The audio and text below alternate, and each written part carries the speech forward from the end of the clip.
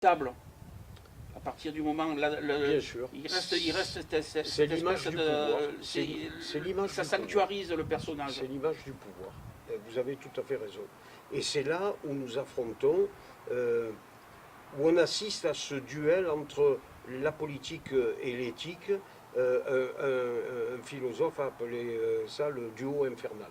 Bon, le duo infernal, pourquoi? Parce que dans la réalité des choses, c'est vrai qu'il y a des possibilités de s'écarter de la loi.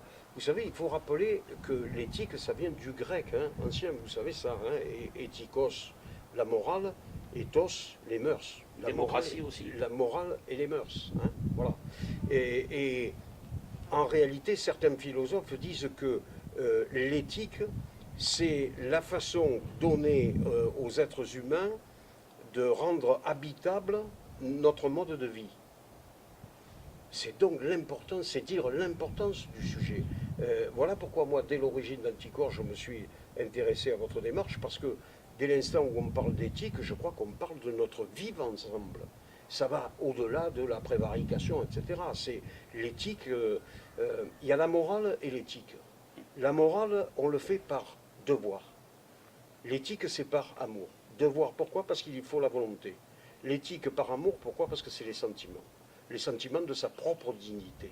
Voilà. Et un élu, il doit avoir ce sentiment de sa propre dignité. Et d'ailleurs, quand des élus sont condamnés, regardez combien ils s'effondrent. Bon, d'abord parce qu'ils ne sont plus élus, généralement, et deuxièmement parce qu'ils ont perdu la dignité au regard des autres. C'est d'ailleurs, me semble-t-il, la plus grosse sanction par rapport à soi-même. Et donc, ces problèmes d'éthique, de morale, qui sont liés, l'éthique, c'est une des sciences de la morale. Et la morale, rappelez-vous bien, la morale, c'est la science du bien et du mal. Et donc, on est dans ce duel permanent entre le bien et le mal. Les élus, on reproche souvent aux élus de ne penser qu'à eux, etc. Bon.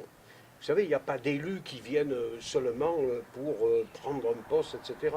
Pour être élu et pour le rester, comme disait Machiavel, pour être élu et pour le rester, il faut quand même aimer les autres.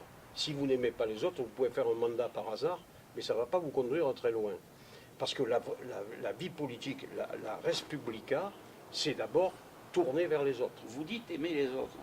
Et moi qui ai toujours tendance à voir un petit peu le mal de partout, je dirais comprendre les autres. C'est-à-dire comprendre la nature humaine. Et j'en reviens encore au clientélisme. Si on est bien réélu, c'est peut-être pas parce qu'on s'est servi, pas parce qu'on a bien servi ses électeurs, mais parce qu'on les a servis. On ne les a pas bousculés dans certaines mesures. On les a peut-être un peu favorisés, que peu importe le poste électif. Oui.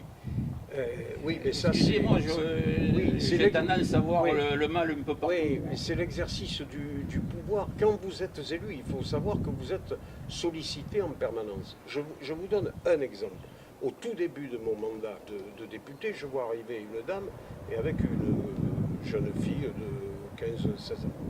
Et elle me dit, voilà, monsieur le député, on vient vous trouver, ma fille veut être coiffeuse. Alors je lui dis, attention, c'est pas ma spécialité. Bon. Et je lui dis, oui, mais qu'est-ce que je peux faire pour vous? Elle me dit, ben, elle va passer le CAP de coiffure. Oui, je lui dis, c'est bien. Elle me dit, elle est incapable de le réussir. Ah ben, je lui dis, alors il ne faudrait peut-être pas qu'elle le présente. Si, elle va le présenter, mais il faut que vous lui fassiez réussir.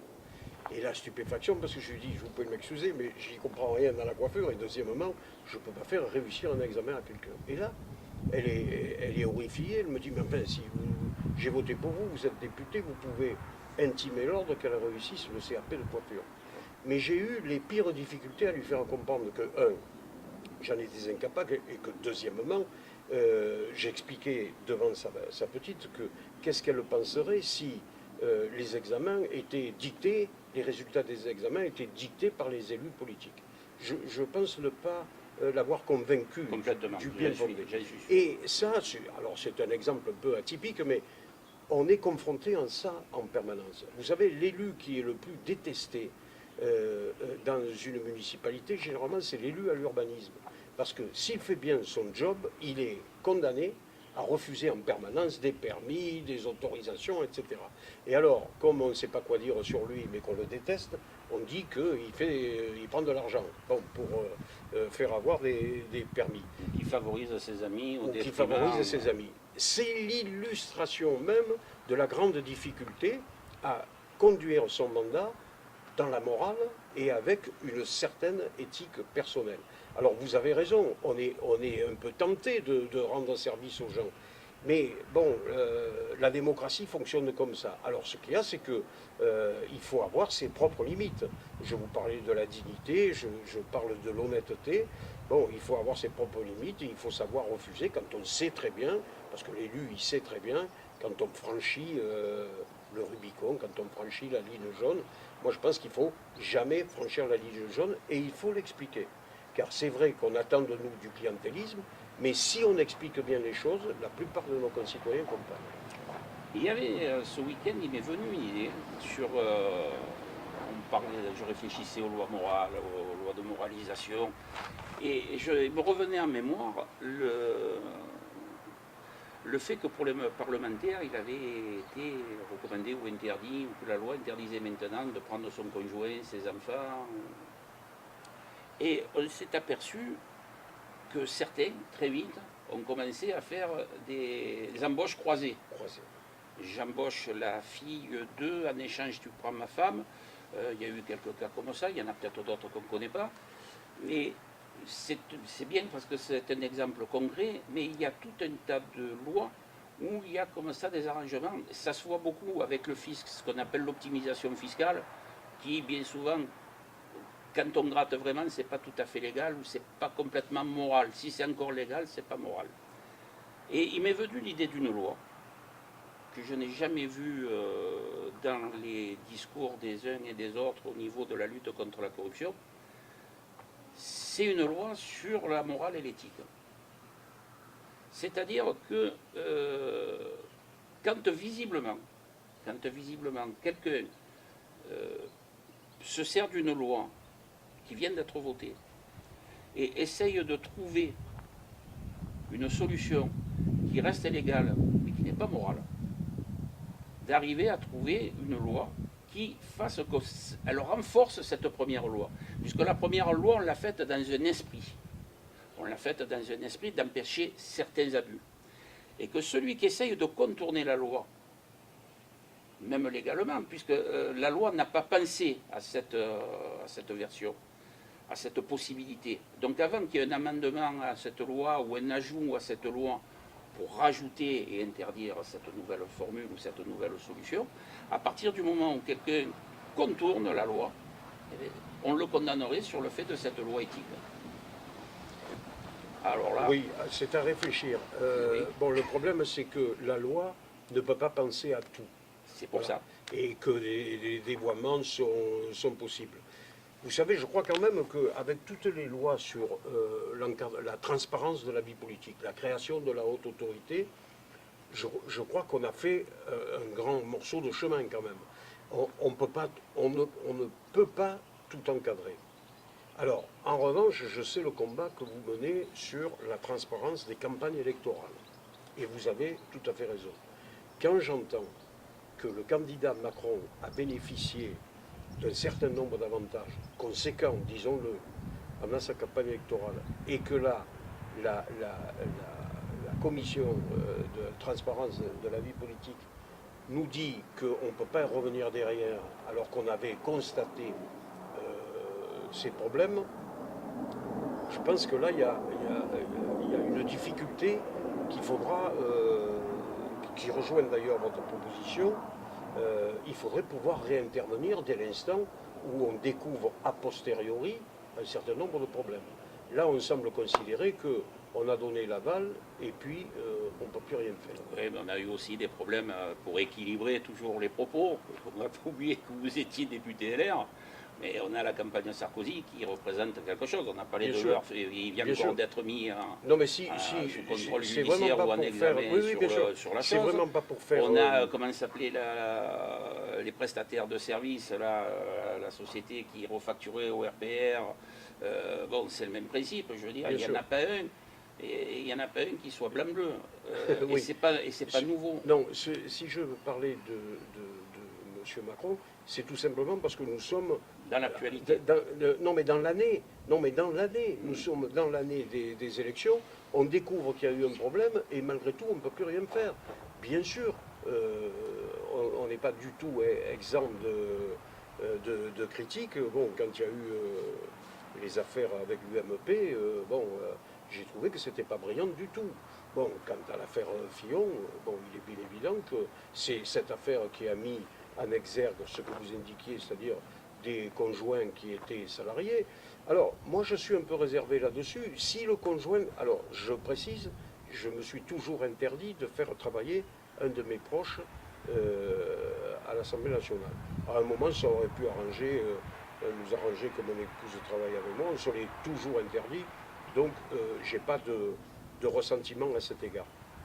Bon, si c'était quelqu'un qui travaillait authentiquement, que ce soit l'épouse ou que ce soit une collaboratrice hors cadre familial, dès l'instant où le travail était fait, c'était quand même pas très répréhensible. Ce qui le fut, me semble-t-il, c'est si c'était un travail fictif. Bon, si c'était un contrat fictif, bon, ça c'est tout à fait condamnable. Bon, là maintenant, je crois qu'on n'y reviendra pas. Alors, il peut y avoir effectivement des députés qui font des contrats croisés. Je crois qu'un certain nombre ont compris qu'il valait mieux éviter. Parce que de la même façon qu'on sentait bien qu'on allait interdire le conjoint, je pense que tôt ou tard, on interdira à tout conjoint de tout autre député d'être salarié par l'Assemblée nationale. Franchement, ça me paraît sain. Parce que je pense que ce cumul peut toujours conduire à des difficultés. Voilà.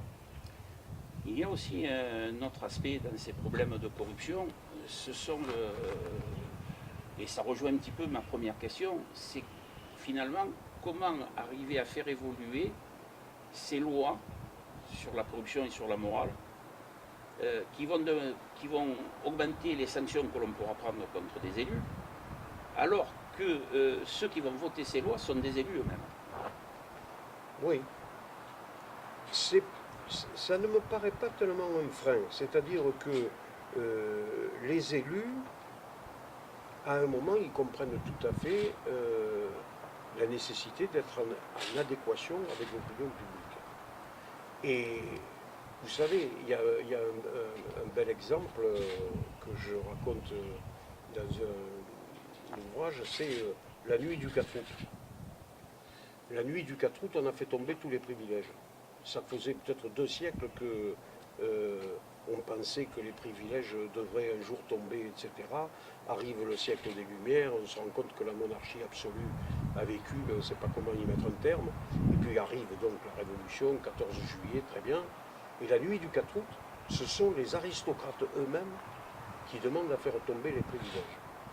Les mêmes aristocrates qui, un an auparavant, défendaient mordicus leurs privilèges, montent à la tribune dans un climat d'ivresse et demandent à ce que les privilèges tombent. Qu'est-ce qui s'est passé? Oui, c'est pas qu'ils avaient bu, hein. C'était qu'il y a eu une sorte d'aspiration de l'opinion publique qui a fait que tout le monde a compris que si on voulait sauver sa tête, peut-être physiquement, mais politiquement dans un premier temps, bon, il fallait être en adéquation avec ce que le peuple réclamait. Et le peuple le réclamait moins gentiment, bien sûr, que là, qu'en ce moment, le peuple le réclamait fusil à la main. Bien. Et donc, on a fait tomber les privilèges. Moi, je crois que maintenant, on a les lois. Il faut. Alors, moi, je crois beaucoup à l'expérimentation de la loi. Moi, je crois beaucoup que